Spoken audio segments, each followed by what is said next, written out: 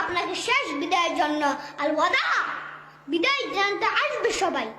চার তাকবীর আপনার জানাজা হবে, অশ্রুসিক্ত জানাজায় আপনার বিদায় হবে।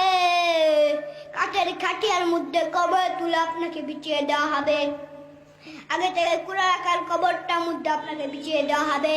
পাশের কঞ্চি দিয়ে তারপর মাটির চাপা দিয়ে সব চলে যাবে। পাবেন না একবার চোখ বন্ধ করে। This is the circle flight, this is the nature of flight. সবার হবে, আমার হবে, আপনার হবে। তো মায়া, তো ভালোবাসা কই যাবে?